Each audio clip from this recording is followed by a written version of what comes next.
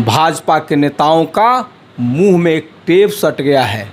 क्यों नहीं बोल रहे हैं? बिहार सरकार के द्वारा जो आरक्षण की कानून को क्यों नहीं 9वीं अनुसूची में शामिल किया? एनडीए की सरकार में सरेआम हत्या, सरेआम बलात्कार, लूट, ये एक तरह से कि जैसे अति पिछड़ा वर्ग का, अनुसूचित जाति का, अनुसूचित जनजाति की जितनी संख्या आया है उस संख्या के आधार पर इन्हें आरक्षण मिलना चाहिए। पटना हाईकोर्ट के द्वारा 65% जो आरक्षण आपकी सरकार ने विधानसभा से बिल पारित किया था उसको रद्द कर दिया है, इस पर क्या कहेंगे आप? देखिए, सबसे पहले हम ये कहेंगे कि जब हम लोगों का ये आदरणीय तेजस्वी बाबू और आदरणीय माननीय मुख्यमंत्री जी जब इसे बहुत पहले से ही एक तरह का आवाज़ लोगों से, हमारे समाजवादी विचारधारा के जो भी लीडर रहे हैं, आदरणीय तेजस्वी बाबू और बहुत सारे आदरणीय तेजस्वी बाबू, लालू प्रसाद यादव जी और जो है बहुत सारे लोग जो है ना इस बात को पहले से ही उठा रहे थे कि जो भी अनुसूचित जाति हो, अनुसूचित जनजाति हो, पिछड़े वर्ग के लोग हो, अति पिछड़ा वर्ग के लोग हो, उनकी जितनी संख्या हो उसके हिसाब से वो उनको आरक्षण मिले।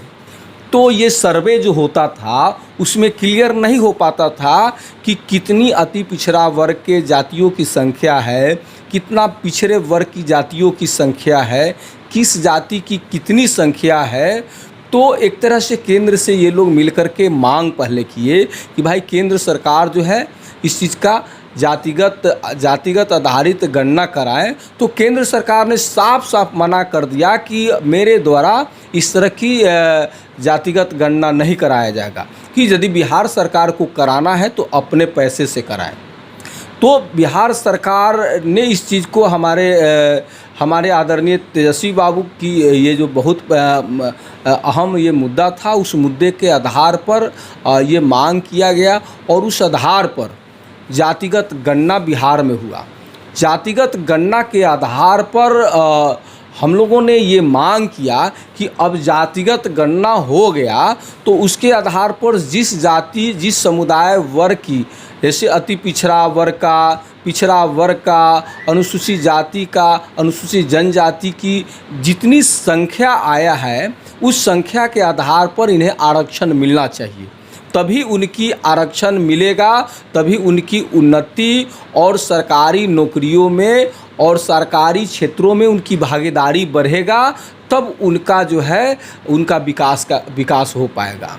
तो इस आधार पर जब हम लोगों की सरकार जब थी, महागठबंधन की सरकार थी, उस सरकार ने ये निर्णय लिया और निर्णय लेकर के आरक्षण की दायरा जो है 50% से बढ़ा करके 65% किया और जो सामान्य वर्ग के जो आरक्षण था 10%, उस आरक्षण को यथावत रखने का काम किया।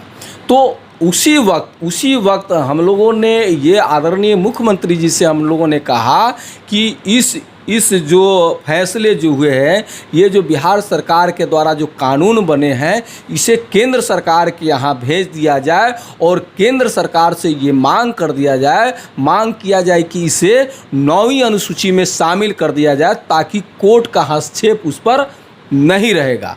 लेकिन अब इस चीज़ का सवाल ये बन रहा है कि केंद्र सरकार ने बिहार सरकार के द्वारा जो आरक्षण की कानून को क्यों नहीं 9वीं अनुसूची में शामिल किया।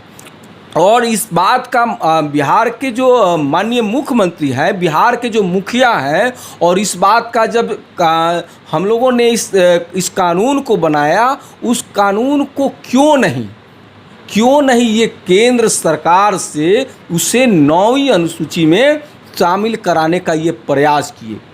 हमें तो लगता है कि ना तो इनके तरफ से सार्थक प्रयास किया गया, नहीं केंद्र सरकार के द्वारा इनके प्रयास को, यदि इनके द्वारा प्रयास भी किया गया होगा तो उस प्रयास के तहत वो लोग 9वीं अनुसूची में इस आरक्षण को शामिल नहीं किया। और नहीं तो इसे 9वीं अनुसूची में शामिल कर लिया जाता तो आज इस पर कोर्ट का जो है हस्तक्षेप नहीं हो पाता। सर, एक सबसे बड़ा सवाल है, आपने एक बात कहा कि जिसकी जितनी हिस्सेदारी उतनी होगी आरक्षण में भागीदारी। तो EWS का जो आरक्षण है 10%, उनकी आबादी कम, आरक्षण क्यों? 85% वालों को 50% आरक्षण क्यों? यही तो सोचने की बात है। अब मैं आपको ये बता दूं कि एक बाल श्रम आयोग के द्वारा, भारत सरकार के द्वारा एक सर्वे कराया गया था। उस सर्वे में ये दिखाया गया, सर्वे स्पष्ट ये किया कि समान वर्ग के लोगों को सरकारी नौकरियों में हिस्सेदारी, तो सरकारी नौकरियों में हिस्सेदारी उनका 33% था। तो इस बात को ये केंद्र सरकार को समझना चाहिए था कि जब उनकी संख्या जो है, संख्या से कहीं अधिक 33% उनका सरकारी नौकरियों में हिस्सेदारी था, फिर भी 2019 में मोदी जी के सरकार ने उन्हें 10% आरक्षण देने का काम किया। तो जिनकी पहले से सरकारी नौकरियों में हिस्सेदारी जब 33% था, तो उनको 10% देने की क्यों आवश्यकता पड़ी? और जब उनको 10% आरक्षण दे दिया गया, तो इस चीज़ पर केंद्र की सरकार को ये सोचना चाहिए कि अति पिछड़ा वर्ग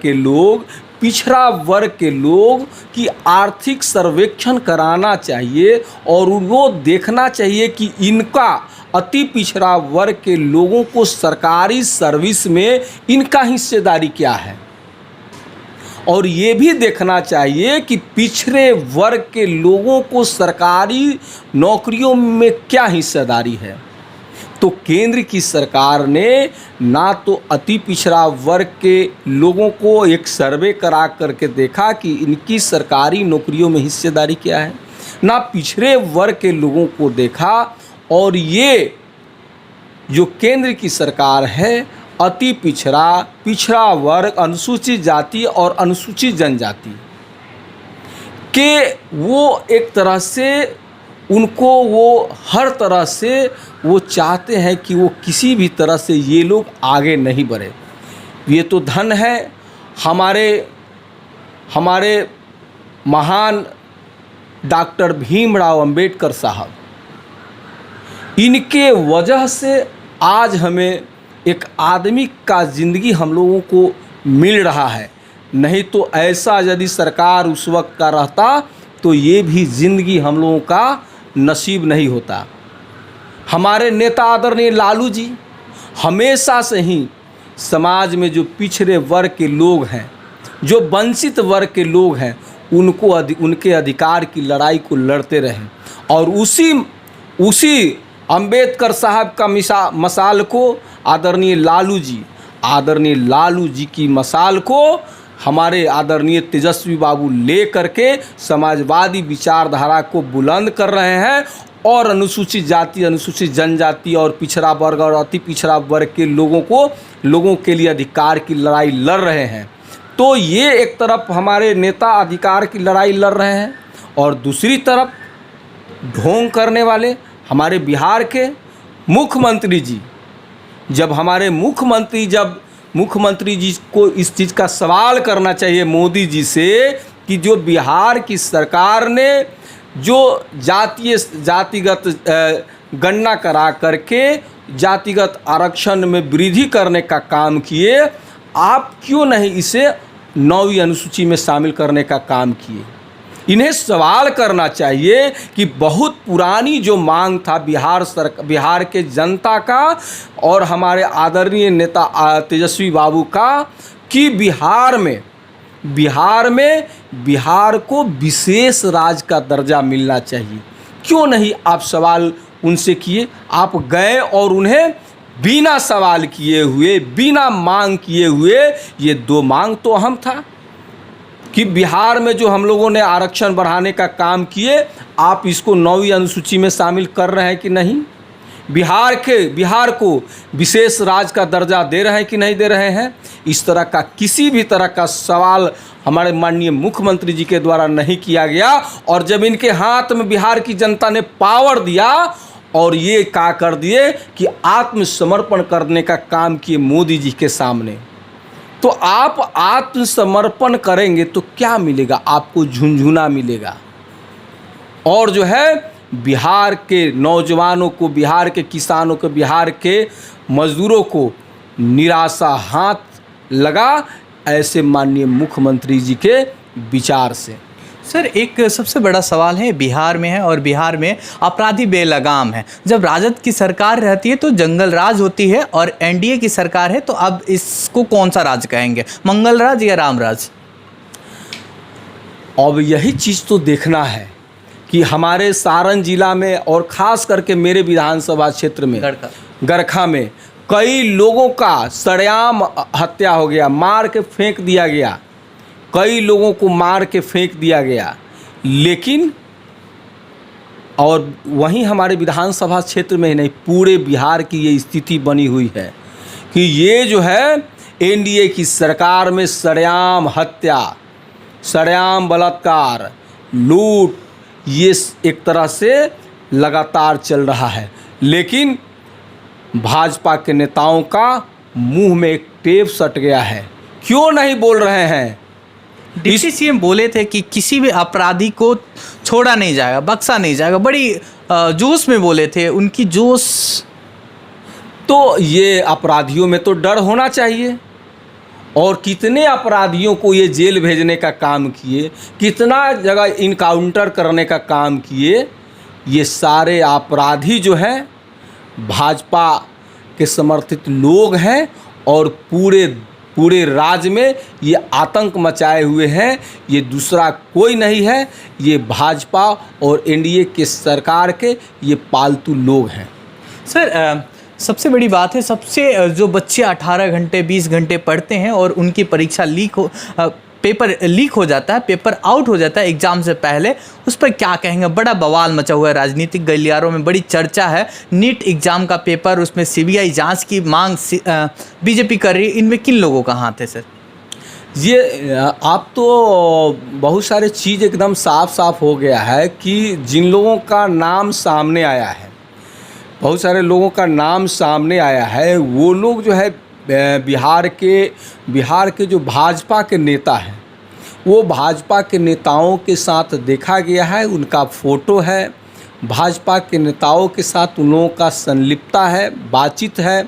तो कहीं न कहीं बिहार में भाजपा के नेताओं के साठगांठ से उनके साथ षड्यंत्र करके उन लोगों का उसमें भागीदारी है भाजपा के नेताओं का, और उन्हीं लोगों के द्वारा ये जो है पेपर लीक के मामले को अंजाम दिया गया है। बहुत बहुत धन्यवाद।